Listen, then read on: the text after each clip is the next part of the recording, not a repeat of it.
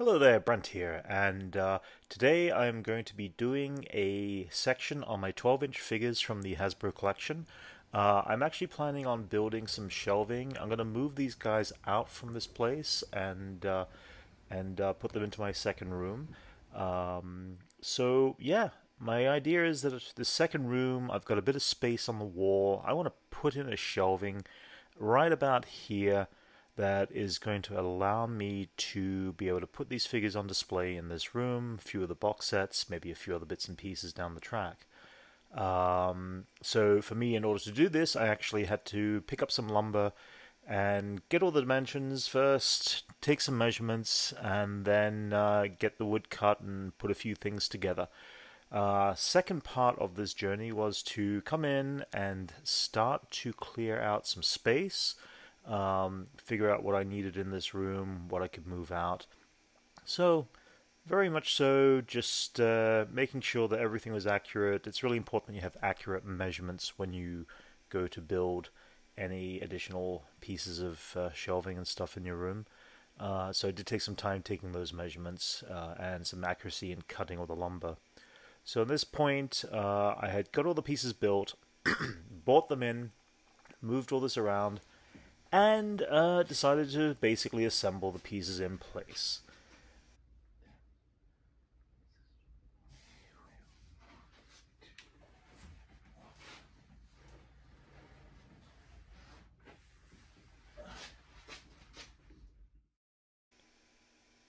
So being very careful, I didn't have much room for maneuverability. I had about half an inch of space to actually be able to get this in place and make it fit between the wall and my existing shelf. The idea is that it was a 16-inch by 8 foot 3-inch long shelf, and I did want to mount it up against the existing table that I'd built in there before. But it was just a wasted space. I do have a couch sitting there, but it turns out I didn't want to throw away the couch, so I decided that it was easy to build a shelf over part of it and keep the couch in there. I can pull it forward.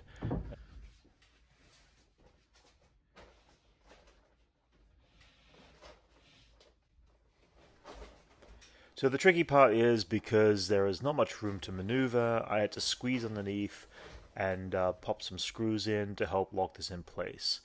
Everything I picked up was basic materials from Lowe's and Home Depot.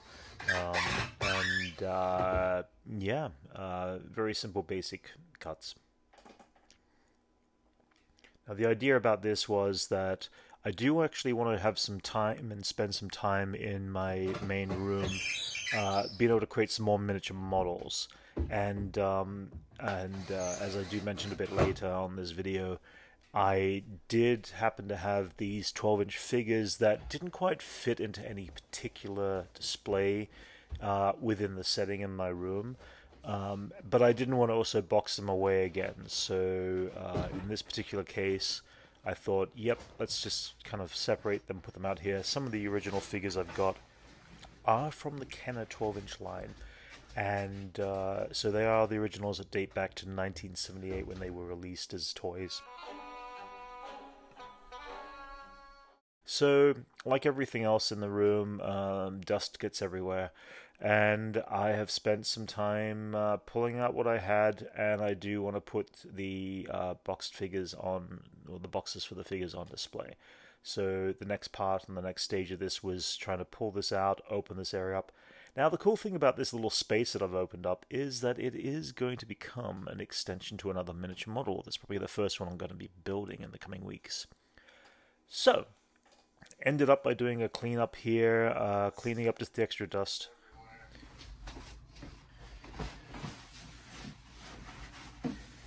Dust, it gets everywhere. I don't like sand.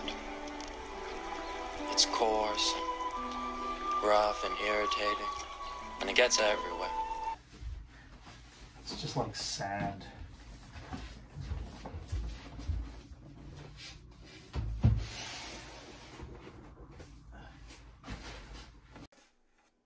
So I was planning on putting all my boxes across the back here and then placing all the 12-inch figures on display in the front. Next step is to clean the figures.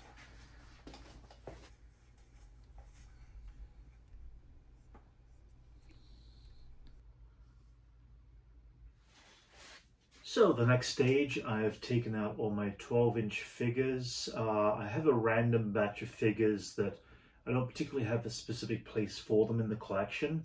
So I'm going to actually put them, and have decided to put them onto my additional shelf out here in the second room. Of course, like everything else in the old collection, they need a bit of a cleanup, the dusting. Some of these figures are in fact some of the original Kenner figures, 12-inch figures from way back in 1978 onwards. These guys are going to take extra care of. I say that with all the dust. Some of these guys I really want to make sure that I clean up properly, and that I can actually put them back on display again, because they are such old pieces, and yeah, I want them to be like the center point and the centerpiece of this room. So I'm going to play around with that for a little bit.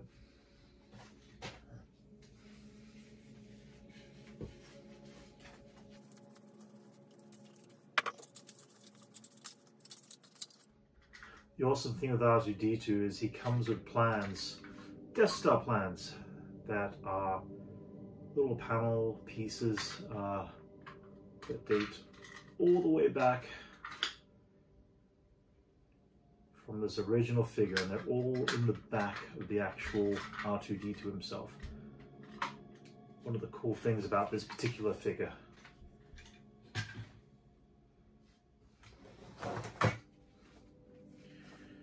I will be going into more detail with these figures at a later point of the original Kenner figures.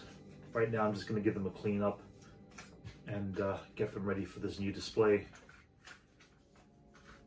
But I do have here Boba Fett.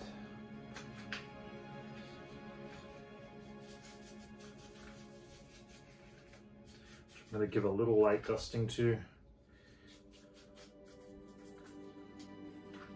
Unfortunately, I don't have very many of the weapons from the original figures. And unfortunately, in this particular case, I had to make my own cape for Darth Vader because I was missing his cape from the original toy. A lot of this stuff I actually picked up from flea markets years ago back in Australia, and have kept them ever since. Bought them at second-hand garage sales, some of them off old friends. But tried to keep them as mint condition as I can possibly keep them, outside of the dust.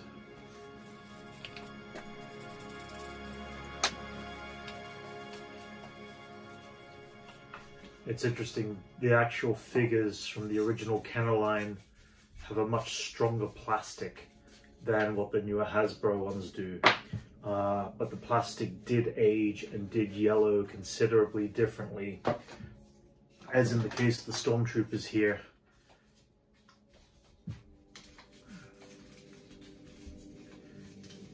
And I'm actually going to go online at some point and get that de-aging spray, see how it works on these figures, see if I can get rid of some of the yellow tinge that have happened into these older figures.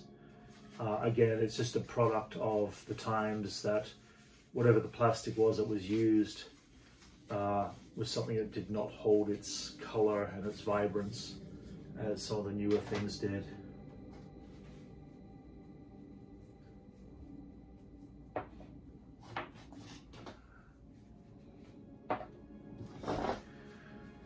This IG-88 is an awesome little piece. Obi-Wan Kenobi, who is made a bit more of rubber than the solid plastic.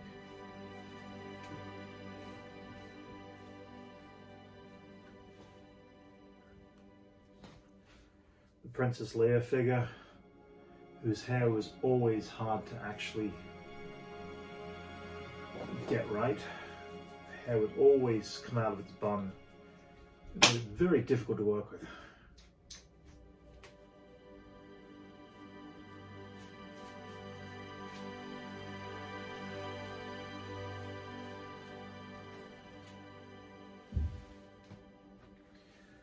Luke Skywalker.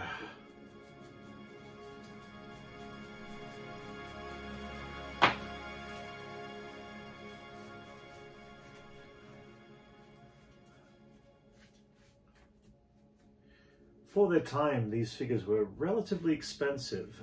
In Australia terms, they're around about $15 to $20 a figure, which back in the 1970s into the 1980s was quite an expense to pay out for a little toy.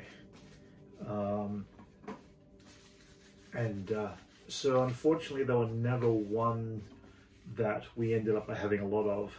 In fact, the only one that my parents ever, in fact, did get us for one of our birthdays or Christmas was the R2-D2 figure, and that's because it was the cheapest of the bunch, and he was around about $15 at the time, if I remember rightly. So at this point, we're going to move into the Hasbro figures. It's another version of Princess Leia that came out. It's interesting how the face sculpt changes on some of these figures. Han Solo with, this is a box set between Han and Luke, and basically it came as the trash compactor pieces. So they're a little more worn for wear kind of thing. One day I actually would like to build myself a 12-inch scale trash compactor. I just haven't had the space for doing something like that yet. Grand Moff Tarkin. At the time, Grand Moff Tarkin was one of those figures that was just incredible to have as a 12-inch figure. Let alone any sort of figure, because it was always one that never got made in the original Kenner series, and it was always amazed me that they never got that far as to doing a Grand Moff Tarkin figure. It seemed like a logical character to actually make. I don't know if it was something to do with the contract deal or something, with the likeness and stuff of Peter Cushing, but they never made an original Tarkin figure, and that always saddened me.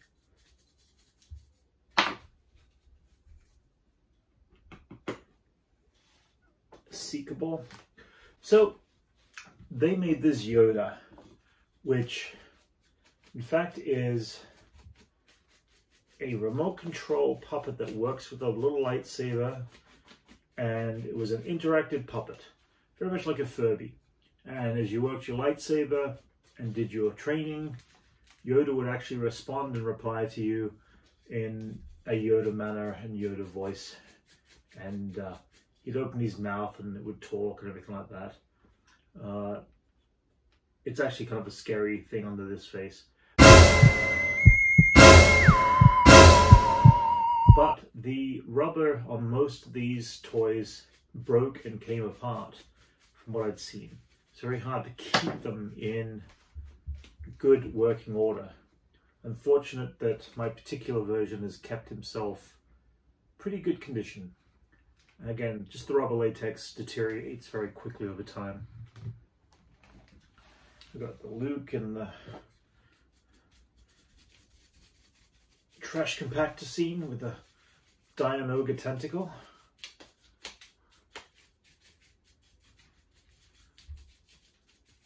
Again, a little bit of dusting and I'll clear that up. Lando Calrissian.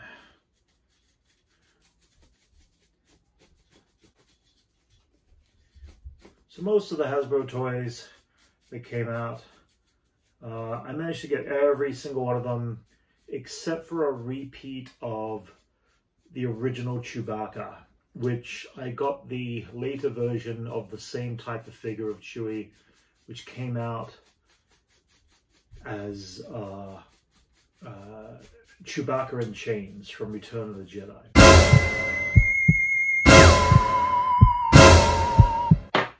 But the sculpt on the figure was so ugly, so terrible, I never really committed myself to getting the original version of that sculpt.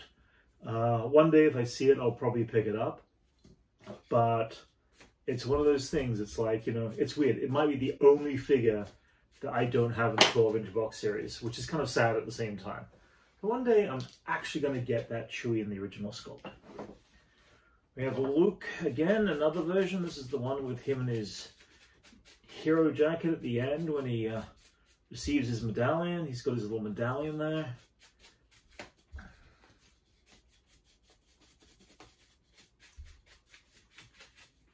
And what a yellow jacket this is.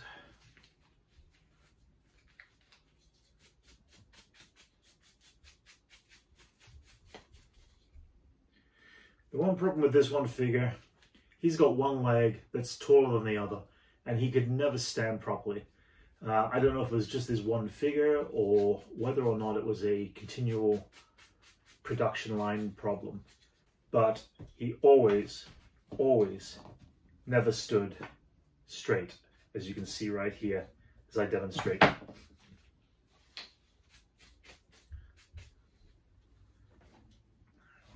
Han Solo in Bespin, another cool sculpt. Again, for the time, the clothing, the whole detail of this figure was really awesome. And I know that there's a different set of figures within the sideshow realm these days where they're high-end.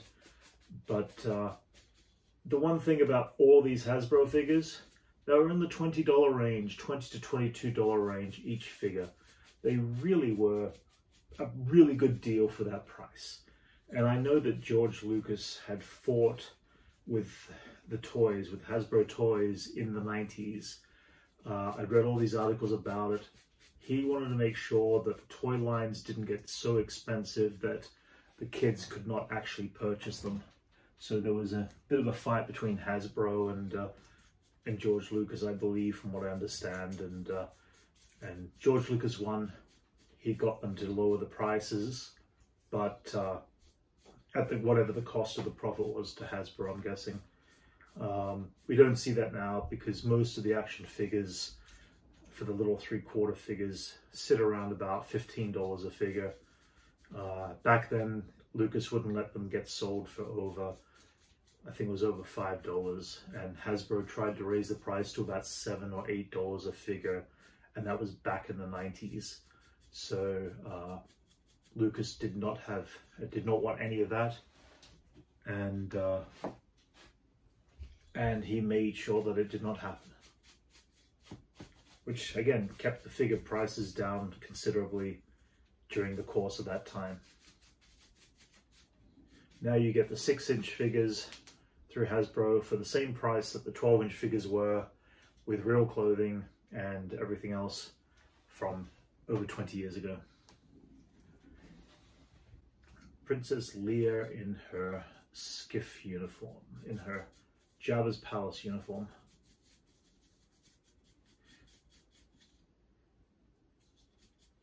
Always a controversial piece, but the costume design, though minimal, was very elegant on Carrie Fisher. I considered it a piece of creative art. Princess Leia again in her fatigues for Endor. Again, this figure is one of the figures that came with the biker, the speeder bike, in the 12-inch scale speeder bike of the Hasbro toys. It too was an amazing piece. And her helmet.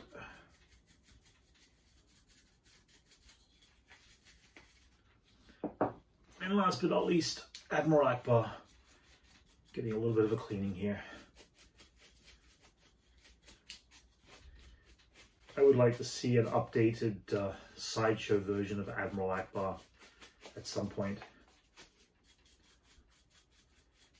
because the sculpts on their faces of the Mon Calamari, I loved them. I thought they were great sculpts. Very cool for the day, back in the day of Return of the Jedi. Basic animatronics in the eyes and the face and the mouth, but looks so great. It's a trap!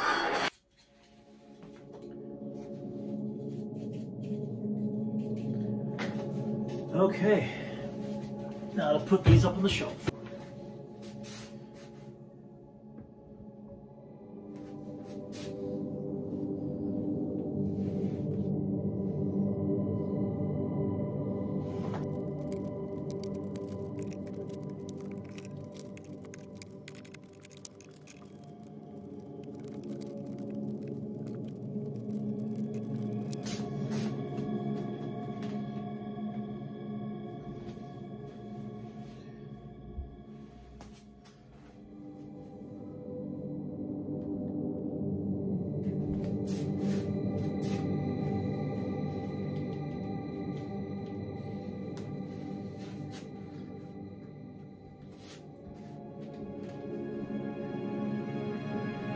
Now, what do I do with this area right here?